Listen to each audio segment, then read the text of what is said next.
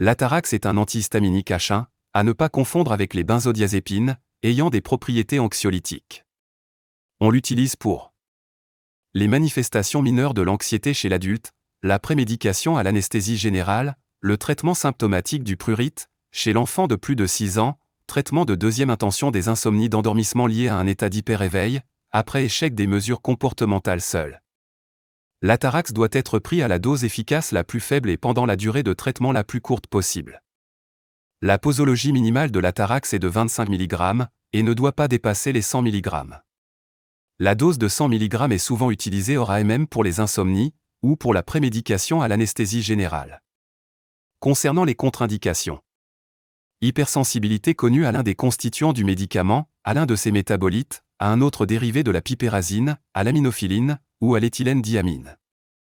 Lié à l'effet anticholinergique, risque de glaucome par fermeture de l'angle, risque de rétention urinaire lié à un trouble urétro-prostatique, patient souffrant de porphyrie, patient présentant un allongement acquis ou congénital connu de l'intervalle QT, patient présentant des facteurs de risque connus d'allongement de l'intervalle QT, incluant une pathologie cardiovasculaire connue, des troubles électrolytiques significatifs, hypokaliémie, hypomagnésémie, des antécédents familiaux de mort subite d'origine cardiaque, une bradycardie significative, et un traitement concomitant par un médicament connu pour allonger l'intervalle QT et ou susceptible d'induire des torsades de pointe, patients atteints d'insuffisance rénale en stade terminal. L'atarax est associé à un allongement de l'espace QT sur l'électrocardiogramme. Lors de la surveillance post-marketing, des cas d'allongement de l'intervalle QT et de torsade de pointe ont été rapportés chez des patients prenant de l'atarax. La plupart de ces patients présentaient d'autres facteurs de risque, des anomalies électrolytiques et la prise d'un traitement concomitant pouvant y avoir contribué. L'atarax doit être utilisé à la dose efficace la plus faible et pendant la durée de traitement la plus courte possible. Le traitement par atarax doit être interrompu en cas de survenue de signes ou de symptômes pouvant être associés à une arythmie cardiaque et les patients doivent immédiatement consulter un médecin. Les patients devront être informés de la nécessité de déclarer rapidement tout symptôme cardiaque. L'atarax ne constitue pas un traitement adapté pour les insomnies de cause neurologique, certaines insomnies d'origine organique, et les insomnies d'origine psychiatrique. Les principaux signes cliniques suivants, évocateurs d'une cause organique, seront donc recherchés avant toute prescription d'atarax chez un enfant présentant des troubles du sommeil.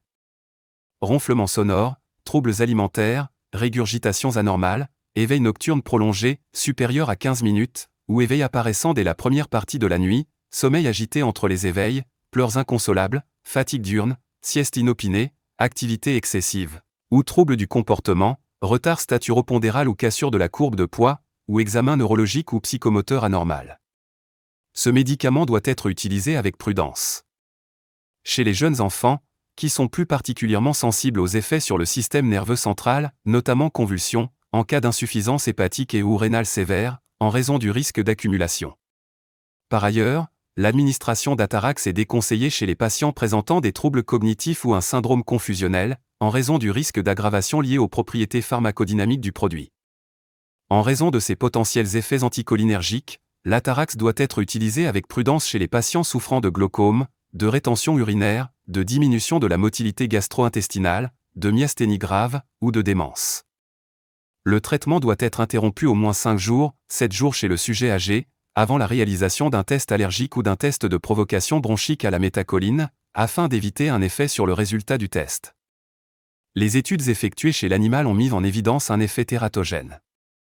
En clinique, l'analyse d'un nombre élevé de grossesses exposées n'a apparemment révélé aucun effet malformatif particulier de l'atarax. Toutefois, seules des études épidémiologiques permettraient de vérifier l'absence de risque. En conséquence, l'utilisation de l'atarax ne doit être envisagée au cours du premier trimestre de la grossesse que si nécessaire.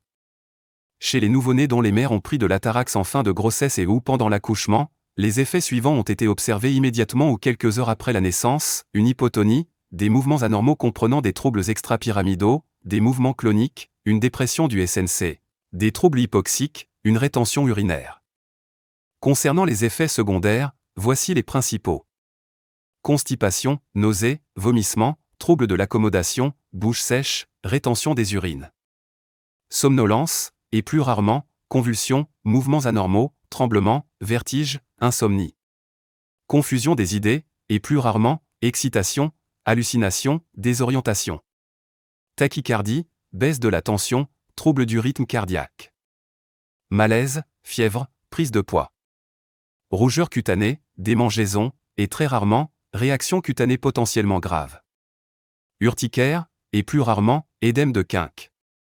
Hépatite, augmentation des transaminases.